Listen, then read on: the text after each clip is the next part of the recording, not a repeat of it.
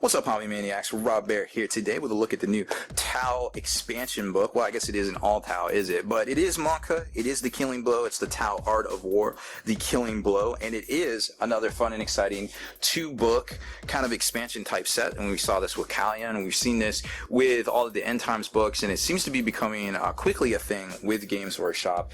It's a really cool formula. You know, I feel like just the fact that they get to splash release all sorts of cool new releases in here, as well as two books in and of themselves of Fluff. You know, it's just really cool. It gives them a chance to expand the storyline. It gives them a chance to come out with new rules, to splash for new models when you don't always have a full-on release. Obviously, we had a full-on release with Tau, but we haven't had a full-on release with Guard, and now we got 10 new data sheets. You know, the same with the Callion book with the two factions of Space Marines as well. So very similar to that.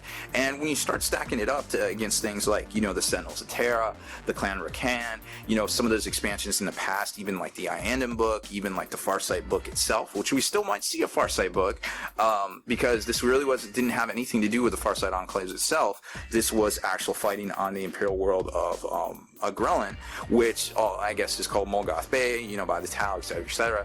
But long story short, you know, we still might see more stuff from, you know, Farsight and things like that, because there's always Orcs, there's always Tyranids, there's always Imperials, you know, there's obviously the pissed off Tau against Farsight chilling, you know, in the Damocles Gulf, in the Farsight Enclaves region, which is kind of in between the Gulf itself and kind of like Tau space, kind of like hidden back in some stellar constellations and things that are kind of, the Tau don't like going there, the good guy Tau, so to speak. So it's really interesting, you know, basically how all that works in and of itself. And of course, you've got Farsight himself, who has the talismans, you know, the talisman of Arthur Moloch, and, you know, obviously it's probably a collar of corn. You know, he's a super angry guy with a sword that likes to hit people. Yeah, hey, is this a corn Tau guy or what? What's going on here? You know, like there's all these mysteries that aren't quite revealed, but, you know, they're always kind of hinted at in kind of hushed, whispered tones. So once again, there's a rule book, there's a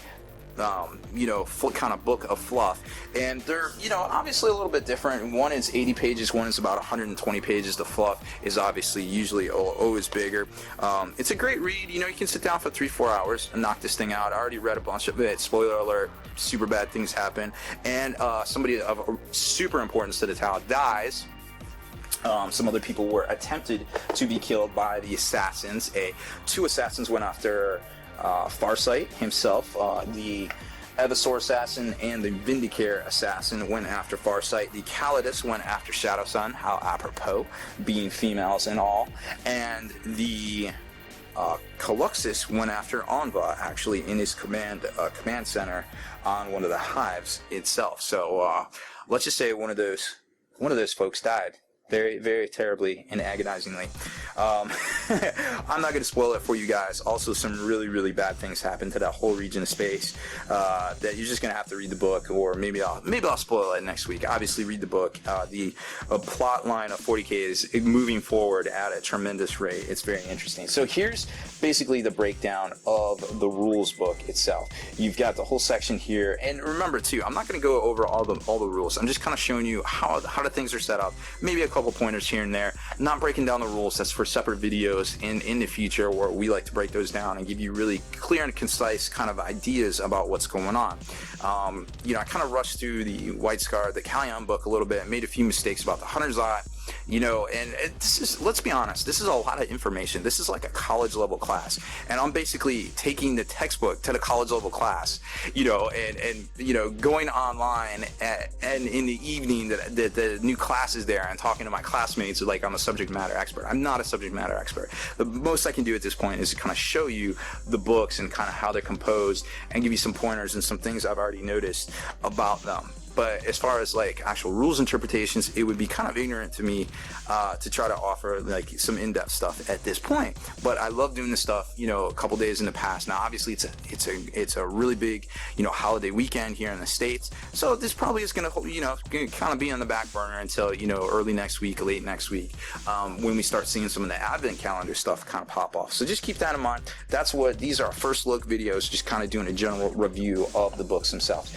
So you've got the basic sections here. You're going to get into the Tau Empire, which is, you know, roughly 20 pages of fluff. It's about 12 actual data sheets. The same kind of deal with armies of the Imperium, which is the Imperial Guard. The actual data sheets are about the same, but then there's a whole bunch of more fluff sections, I guess, so to speak.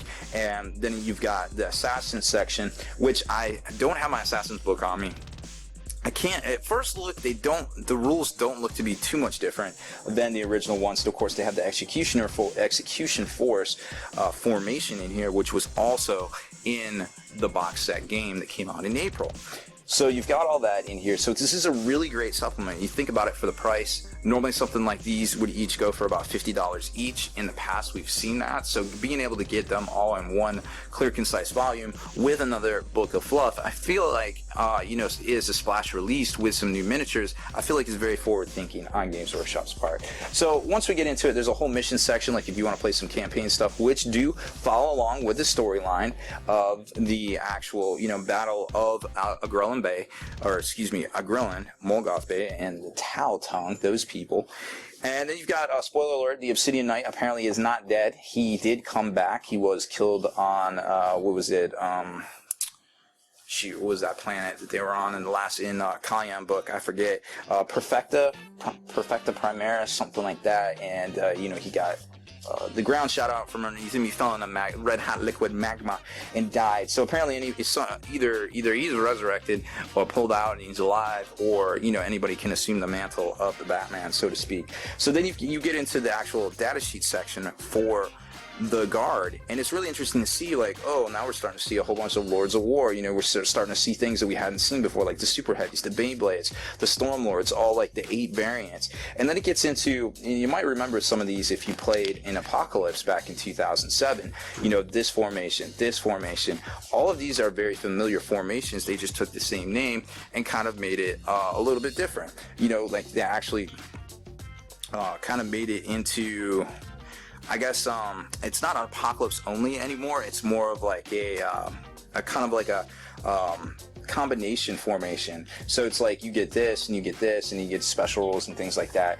And they've changed them just a little bit, but not too much. You know what I mean? So again, Emperor's Wrath, Emperor's Fist, Armor Company, all the stuff we've seen in the past, the Ogre and Auxilia. We didn't see the Psychana Division, but we have seen the Emperor's Fury. I'm not sure about the Emperor's Spear. I don't remember that one personally. And then it gets into some of the super heavy armory, like how to play them, and then of course, your specific Astra Militarum tactical objectives. And then you've got a new Warlords trait table, new heirlooms, Acadia. Really interesting kind of stuff here, like the Iron Left is basically like a +2 strength kind of AP3 wannabe Power Fist, I guess. Swings, add initiative, which seems really interesting. Then there's the Celeritas, which, I'm not sure how you want to give all these like super close combat weapons to basic humans, but if that's your thing, it's in here, you know what I mean? You got some new standards in the Wrath Acadia, which is basically a shooting weapon. The pistols, basically. This isn't the pistols one. I thought there was some pistols one in here. Maybe not. No, so that isn't it. But again, lots of different stuff going on here. Then you got the Cadian Battle Group, which is like another Decurion. They're starting to multiply. They're going infinite. Like, it's getting crazy, right? You get new ones that are right out the bat. And then of course you've got your new battlefield role, which is these. They stop being troops, they stop being HQs, they basically become command, core, auxiliary, and then there's certain combinations that you have to take. Then your command benefits, which aren't special rules, so these do confer to the whole squadron, the whole detachment, and then each one of these will have either its own command benefit or its own special rule, kind of depending on how the writers actually set it up there. So a lot of these are things that are already in here, but then when it isn't, it obviously tells you C Codex, Astra Militarum, or where have you, kind of thing there. So that's that section. And then we get into the Assassins, and of course this all looks very familiar. At the cursory glance, it all looks very familiar. I haven't broken it down yet, but it's good to know that they didn't change the rules too much from something that came out in April. I mean, that would just be kind of silly in my opinion. Execution Force as well. And then it gets into the back, of course, the war gear and how all that stuff works, which we've seen new artwork, but we've pretty much seen it all in the past there. in both the White Dwarf and the box game. And then we get to the 12 new kind of Tau formations, which Tau have, oh my gosh, they have 12 in here, and then there's like 12 in the other book, and then there's a bunch in the back of the Tau Codex itself, and then you've got the terrain ones. So literally, I think there's close to 30 different Tau formations right now. And if that's, you know, to be the precursor, I don't think they're going to splash Tau in with any releases anytime soon, if you know what I mean.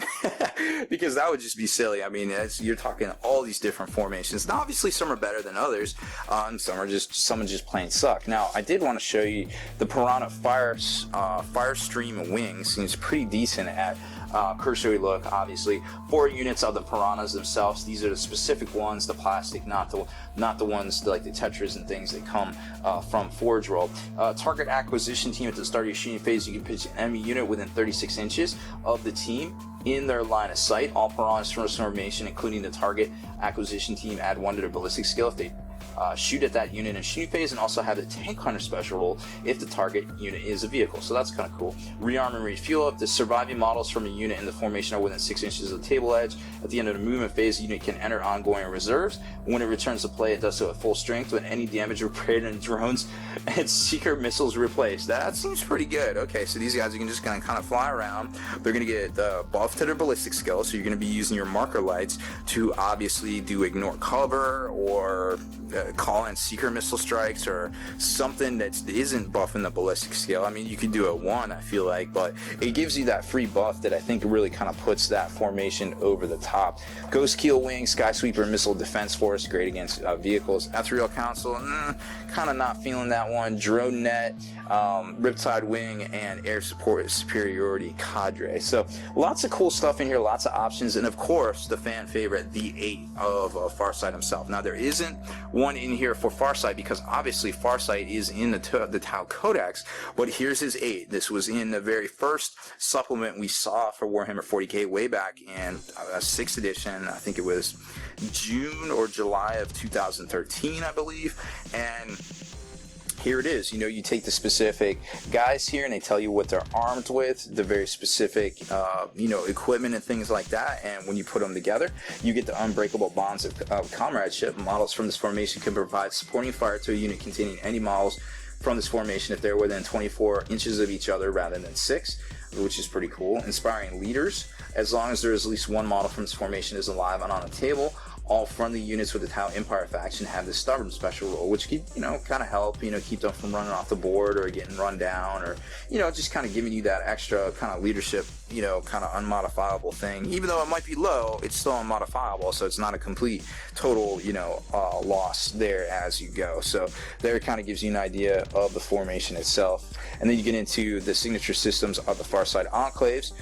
Very similar things. You got the talisman that we talked about earlier. It's basically a collar of corn, and Warscaper drone. We kind of saw that. A lot of the stuff. The Mirror Codex is very familiar. Fusion Blades obviously very familiar. So you're starting to see Farcast or Earthcast Pilot Array. Now this one caused a lot of trouble in the last edition. Models with this battle suit, models with battle suits only. The model rerolls all rolls of 1 to hit in the shooting phase and may reroll the dice when using a Nova Reactor. However, their weapon skill is 1. So I feel like they cleaned it up there a little bit. Models with battle suits only. Yeah, I feel like they cleaned that up a little bit. Well, we'll see. We'll see if it gets broke or not. And then you get the Warlord specific Warlord traits table, signature systems, and then you get into the army of the Farsight Enclaves, because these guys were the ones coming down, kind of holding the line at the planet of Agrelland, obviously Mulgot Bay, if you're in the Tau. And it kind of shows you kind of how it all works. Obviously new battlefield roles like we talked about before. The command benefits are ideal mission commander. If this detachment is chosen your primary detachment, you can choose to reroll the result on the Warlord traits table. Killing Blow at the start of each enemy turn. Secretly record the identity of one enemy unit at the start of your turn. Reveal which unit it was that you picked. You can reroll failed to wound and armor penetration rolls against that unit for the rest of your turn. So it's kind of like preferred enemy, but a little bit of a buff because it doesn't work against armor pen, but then you don't necessarily get the reroll the hit on 1. So it's basically like a full-on reroll, not the ones, but not for hitting. Go figure. I don't know. It's still pretty good odds, I feel like. And then of course you've got the specific formations out of Tau Codex or the specific formations out of this, which we already just showed you. And then you can access, of course, the Warlord traits table, which are right here. So that is pretty much all the rules themselves in the actual rules book. Now, this is, like I said, it's about 80 pages right there. And then we get into the Fluff book, which there's going to be a lot more newer, basically kind of images and things. Like, it kind of looks like the Tau have Death Star. I can't tell if it's a war sphere for the crew, but it's really interesting art in here. Some reuse stuff, of course. You know, basically they go along and they kind of break it up into kind of battle. Oh, they don't have the index, that's right. So basically they go through and they kind of give you an overview, and then they kind of break down the forces of each side. Like they go over, you know, the Imperial kind of guys and basically what's going on, what led to it all. Then they go over the Imperial forces, then they go over the Tau forces, and then they go over the key decisive battles. Basically, you know, the crescendoing battle, and then the ultimate the penultimate climax to the battle itself, and then basically the fallout. And then there's, you know, some pretty pictures at the back, which is the profiles and things. You shouldn't see that. That is a super spoiler right there. And then basically like the unit markings and things right there. We're going to try to skip the spoilers because, well, spoilers are spoilers. But there's a lot of cool new artwork in here. You know, things like the drop pods coming down. You probably saw that Death Star little war sphere thing. You know, basically the role of battle for a lot of different things. You know, basically where it's happening. There's I can't tell what that is. I can't tell if it's a crew war sphere or it's like a Tau Death Star. Who knows? But there's basically the whole Raven Guard chapter going straight at it. And then of course here as well, you get a butt ton of Imperial ships rolling into the sector too. So, you know, super nice peaceful day right here. And then, hey, by the way, all the Imperials, we're super angry. We want our planet back. So that's basically kind of how it goes. Like I said, they dispatch a bunch of assassins to try to take out the HQs and things like that, and some of them succeeded, some of them did not. But it's just a really interesting read, and I really enjoyed the whole read and the whole kind of Fluff book. Like this little guy up here kind of jumping on the one of the 8, I think that's Ovessa, and then you got this crazy Vanguard veteran running at Oshova there. It's just crazy cool art. I love seeing stuff like this. It's like you don't even know what's going on. There's so many different battles. It's like that one Imperial Knights book where there's like the knights are just rolling around, just kind of shooting the orcs. And if you look, there's like a killer can or like a Meganov that jumped on the back of one of the knights, and the other knights are kind of turning, trying to shoot him off for him. It's just super funny. It's just really cool stuff to see, and that's obviously the character of all this. And then there's the super heavies rolling in against the big daddy storm surges, and who knows if it's enough. It's definitely hard to say, but that the Acadians advancing in like perfect parade march. It's just crazy. I just couldn't see actual battle really happening like this. Oh, hey, what's up, guys? I'm a Caluxus. Anyways, who knew that Caluxus assassins would affect the Tau, right? Definitely kind of didn't see that one coming. So overall, I think it's a really cool story. I think it's a really neat way that Games Workshop is doing things now, you know, as far as like the splash releases. We've talked about that on the Good Guy GW rants and some of the other stuff we've done here as of late. So I'm really excited to see what the new year brings for all of this, and definitely kind of where we go from here story-wise, and what's going to happen with the continuing tale of Farsight himself. So thanks for watching our first look at the new Tau Mont'ka Codex. Obviously we'll be following this up with some rules breakdowns and things like that here in the next week or so. So definitely be checking back for that one.